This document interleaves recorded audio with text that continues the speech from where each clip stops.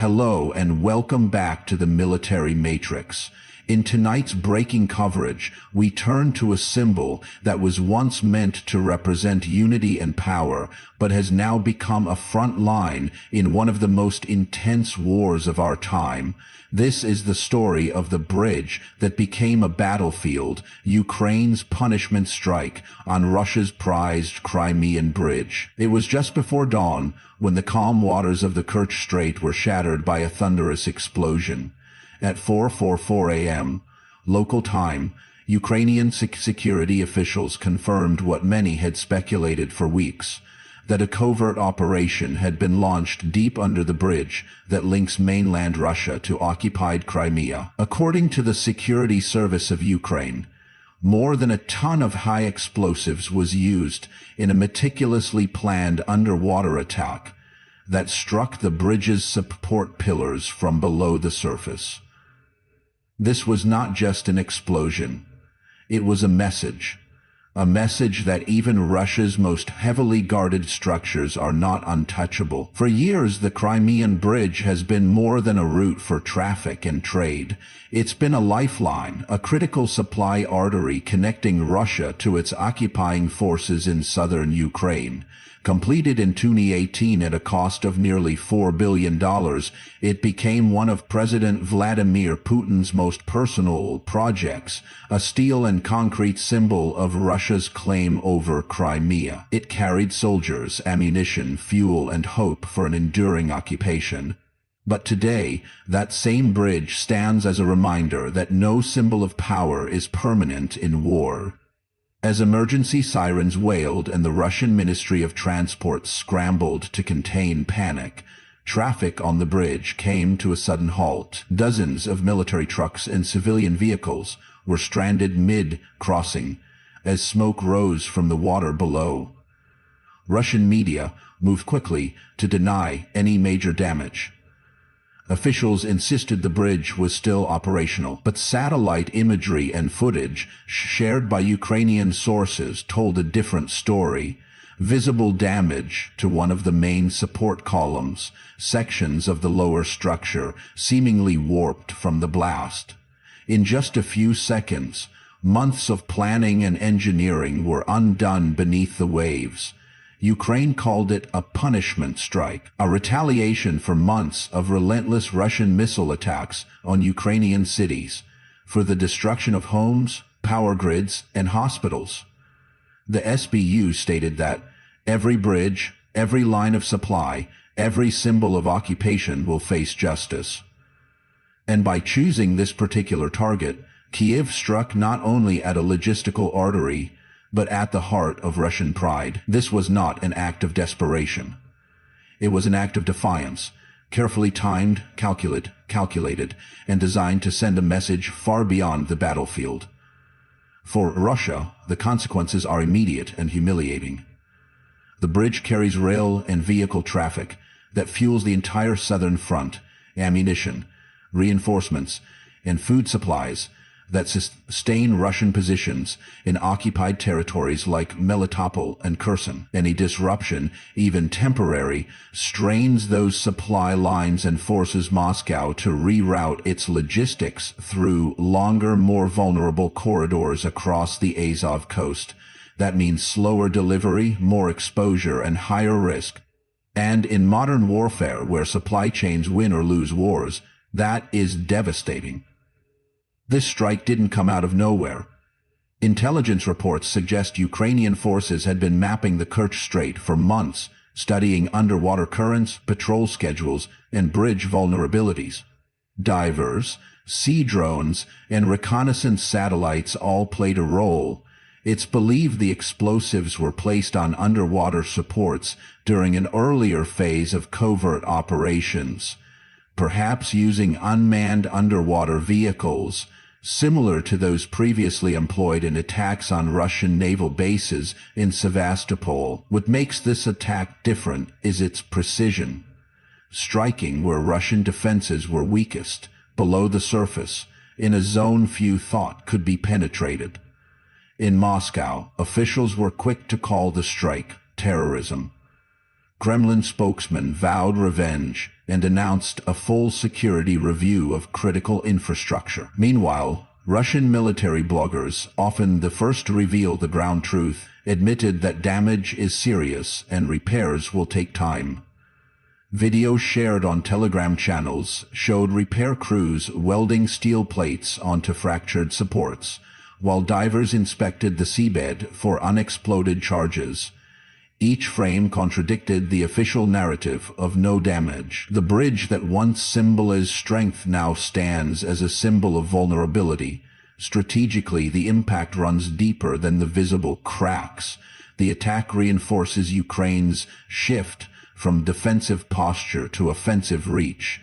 It shows a growing capability to strike deep behind Russian lines, not just with drones in the sky, but with drones and divers beneath the sea. It tells Moscow that every piece of occupied infrastructure, no matter how remote or fortified, is within reach.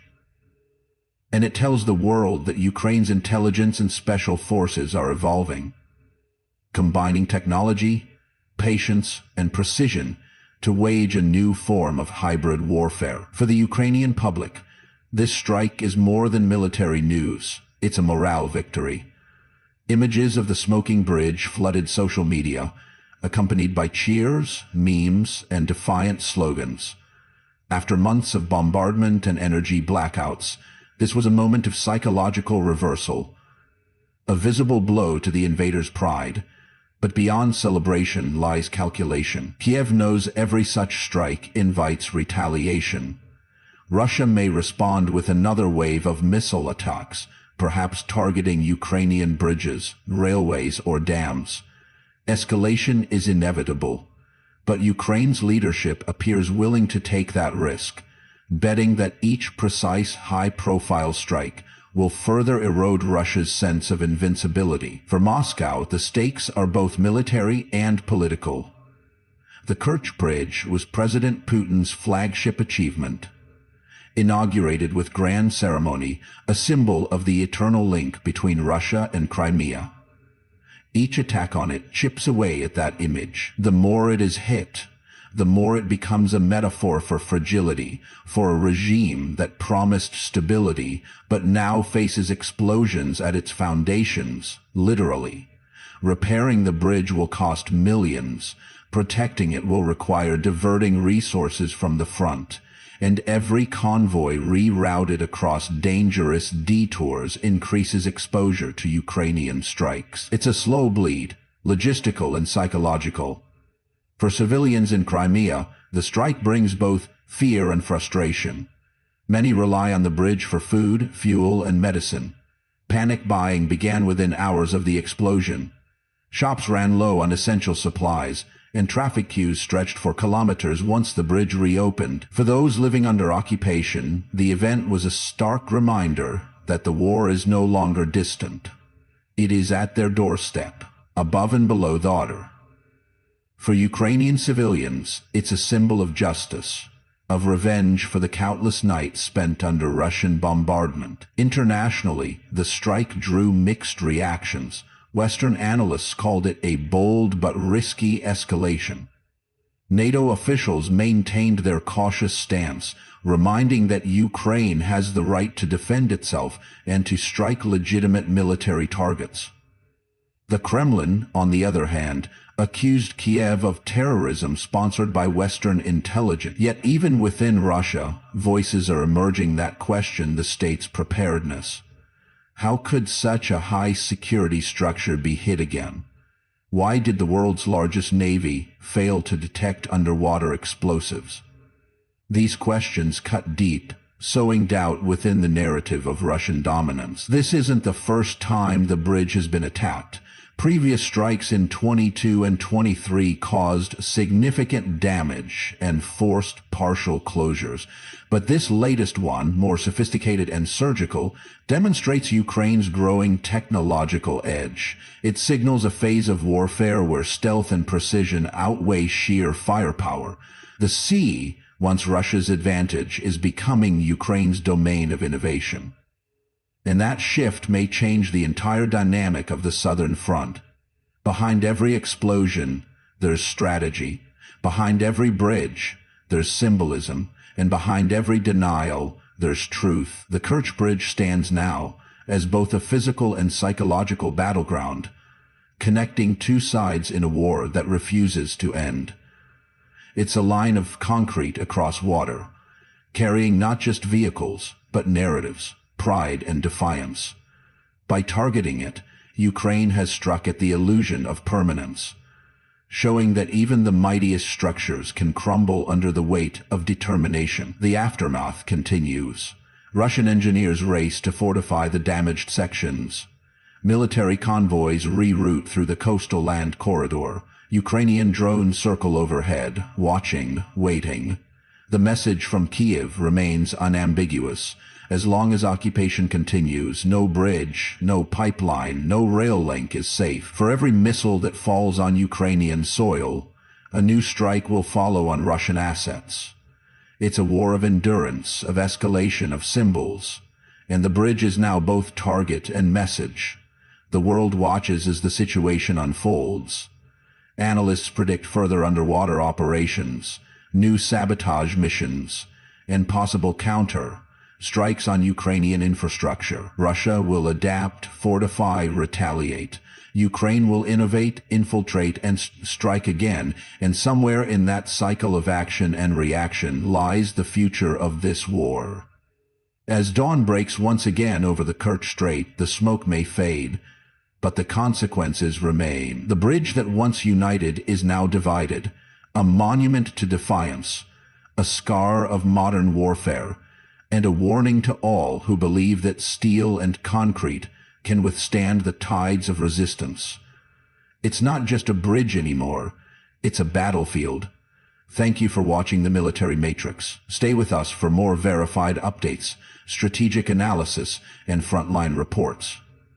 In a war where every structure tells a story, this one tells us that even the strongest links can break when the will to fight burns stronger than the will to control. Stay informed, stay alert, and see you in the next report. Only on the Military